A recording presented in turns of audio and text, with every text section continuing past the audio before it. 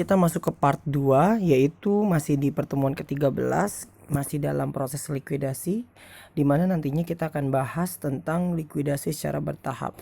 Secara umum di likuidasi secara bertahap ini akan ada dua metode, yaitu schedule pembayaran yang aman dan rencana distribusi kas.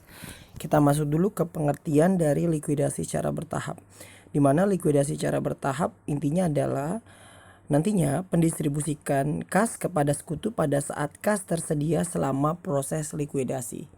Yang nantinya dimana sebelum seluruh keuntungan dan kerugian likuidasi direalisasikan. Untuk pendistribusian kas tersebut gitu ya, sebelum seluruh keuntungan likuidasi direalisasikan, tadi yang saya bilang dapat dilakukan dengan dua metode. Pada kesempatan ini kita akan berfokus ke metode yang pertama, yaitu schedule pembayaran yang aman. Seperti ilustrasi sebelumnya di part 1, di mana schedule pembayaran yang aman ini intinya adalah pendistribusian yang bisa dilakukan kepada sekutu dengan keyakinan bahwa jumlah yang didistribusikan nantinya tidak berlebihan. Jadi tidak seluruh kas yang ada tersebut didistribusikan ya.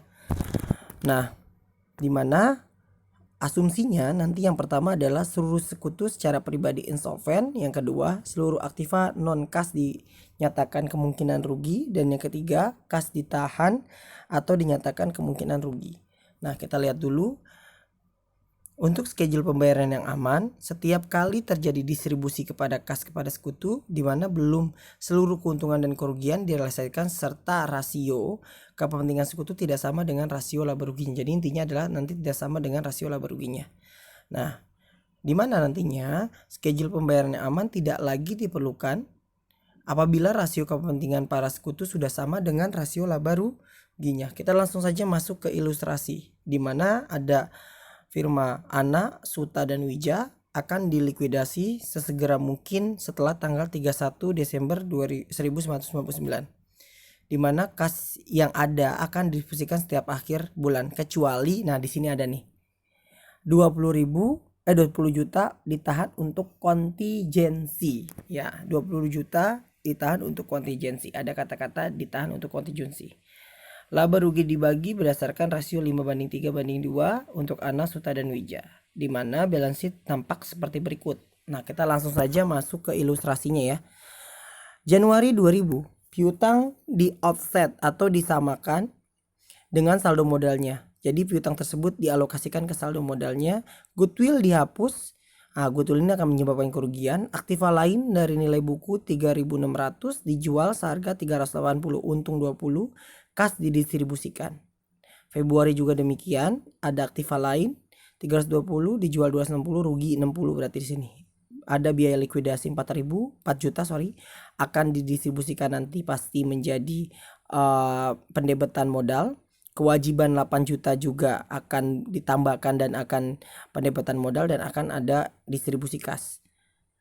Maret 2000 juga demikian, dan April 2000 juga akan ada penjualan dari nilai buku aktiva 300 juta dijual dengan harga 150, berarti akan ada rugi 150 dan seluruh kas didistribusikan. Kita masuk dulu ke poin yang pertama, yaitu tadi saldo 1 Januari ini diambil dari balance sheet.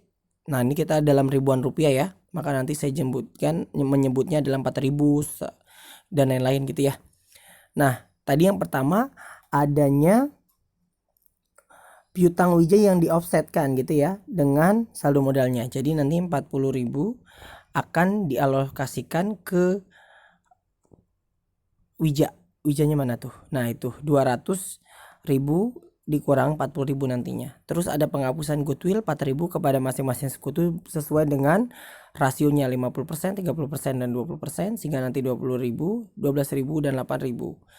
Nah, terus di sini akan ada pembagian keuntungan dari penjualan aktiva, yaitu 20 juta atau 20.000 ya. Di sini 10.000, 6.000, dan 4.000. Sehingga nantinya saldo 31 Januari sebelum didistribusikan menjumlah 620. Dan saldo untuk aktiva lain 720 dan saldo kewajiban lain 500. Dan di sini ada hutang Suta 20.000 dan masing-masing modal Ana, modal Suta, dan modal Wija sesuai dengan tabel ini ya. Nah, yang kedua tadi di sini ada pembayaran kas tersebut didistribusikan ya, pembayaran kepada kreditur dulu ya yang harus kita wajib utamakan, yaitu 500.000. Nah, untuk sisanya kan berarti kan 120. Ingat, 120 itu tidak kita semuanya kita distribusikan. Tadi ingat di awal akan ada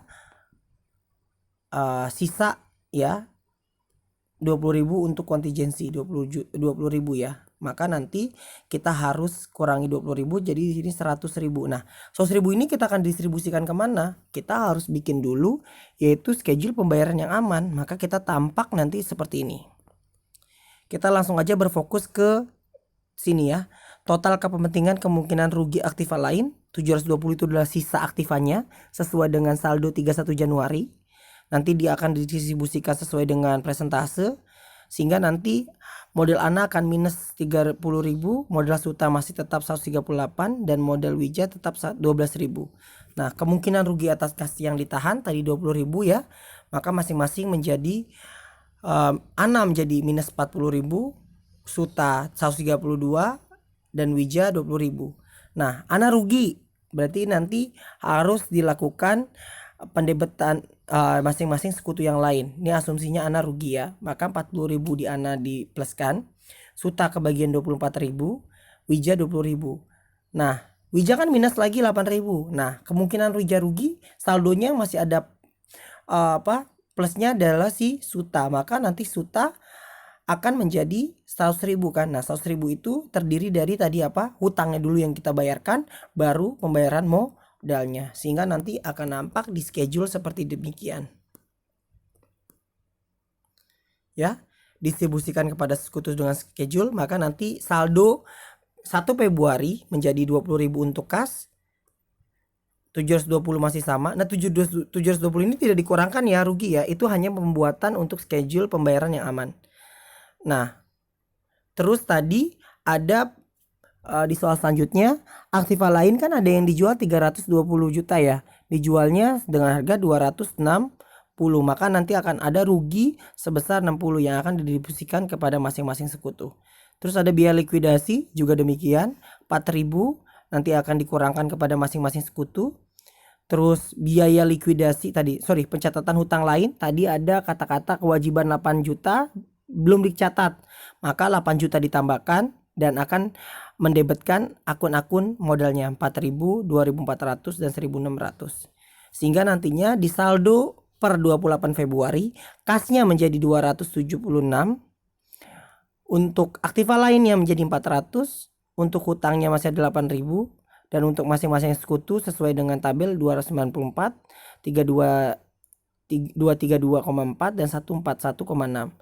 Nah, di sini kita lihat, kita bayar dulu kepada sekutu yang 8.000 tersebut, maka nanti akan berjumlah kan harusnya adalah masih ada distribusinya itu kan harusnya masih ada sebesar 256 ya. Tapi kita ingat karena tadi kita karena tadi kita harus sisakan 20.000, sehingga nanti yang kita distribusikan hanya 248. Maka kita lihat dulu di sini schedule pembayaran yang aman adalah, kita lihat dulu tabelnya. Intinya seperti itu, kita bikin dulu tabelnya. Nah, kita langsung berfokus ke kemungkinan rugi tadi ya, 400, maka nanti masing-masing sekutu, si ANA masih ada 94, si Suta 112,4, dan Wija 61,4. Terus ada kemungkinan rugi dari kas kontingensi ya yang ditahan 20.000, sehingga nanti jumlah yang dapat dibayarkan menjadi 84, 106,4, dan 57. Nah, ini yang kita akan bayarkan kita masukkan ke dalam schedule. Berarti kita masukkan lagi ke dalam schedule 84, 106, 400, dan 57, 600, sehingga nantinya untuk saldo per 1 Maret yaitu 20.000, 400.000, 120, 126, dan 84. Nah, untuk yang sekarang kita lihat dulu, tadi kita lanjut selanjutnya di Maret 2000 tersebut aktiva lain 100 dijual 150, maka nanti akan ada keuntungan 50.000 yang akan didistribusikan kepada masing-masing sekutu, yaitu dapat 25, 15, dan 10. Terus ada biaya likuidasi yang akan dikurangkan kepada masing-masing sekutu 2.500, 1.500, dan 1.000. Sehingga nanti saldo per 31 Maret sebelum didistribusikan adalah 165, itu dapat dari 20 tambah 150 dikurang 5.000. Terus untuk aktiva lain 300.000. Nah, ini kita lihat dulu. Distribusikan sesuai dengan rasionya. Nah, kita lihat ya, ini tetap harus 20 dulu ya. 20 karena tadi untung, maka kita nggak usah bikin schedule pembayaran yang aman. Karena konsep schedule pembayaran yang aman tadi sesuai dengan aktiva non kas dinyatakan kemungkinan rugi kan gitu kan. Kalau ini kan untung, maka nanti didistribusikan sesuai dengan rasio, sisanya 145, masing-masing rasio 72.500, 43.500 dan 29.000. Sehingga nanti saldonya menjadi 20.000. Nah, untuk aktiva lainnya gitu ya. Sal 300, 160 dan 96, terus 64. Nah, kita lihat dulu di sini. Pembagian kerugian karena kita tadi jual 300, 150. Maka kita lihat dulu, karena di sini saldo modalnya masih plus gitu ya, atau masih dalam kredit dan jumlahnya sama dengan saldo kasnya, maka kita nggak usah lagi membuat schedule pembayaran yang aman juga ya. Karena kenapa? Karena saldo antara rasio dengan pembagian distribusi kasnya sama. Nanti langsung aja didistribusikan sesuai dengan rasio laba ruginya. Sehingga nanti hasilnya ada 85, 51 dan 34. Sehingga nanti total dari likuidasi semuanya berjumlah 0. Maka kalau kita jurnal seperti ini. Tadi ya, modal wija pada piutang untuk offset piutang, terus untuk penghapusan goodwill, modal-modal pada goodwill, realisasi keuntungan, kas pada modal karena tadi ada keuntungan ya sebesar 20 juta, terus ada pembayaran hutang kepada kreditur 500, distribusi kepada sekutu ya, hutang suta, modal suta dan kas 100 ya tadi ya. Untuk yang ini dilihat dari schedule pembayaran yang aman gitu ya. Di Februari juga demikian, kas penjualan di sini tadi ada rugi. Terus ada biaya likuidasi, modal-modal pada kas, pencatatan hutang kepada kreditur tadi karena ada belum dicatat 8 juta. Pembayaran hutang kepada kreditur, hutang pada kas, distribusi kepada sekutu. Nah, ini sesuai dengan schedule pembayaran yang aman. Maret juga demikian. Maret ya sampai dengan nanti April. Saya rasa cukup untuk yang pertama, yaitu untuk likuidasi secara bertahap dengan metode schedule pembayaran yang aman. Nanti kita akan lanjutkan ke part 3 untuk rencana distribusi kas.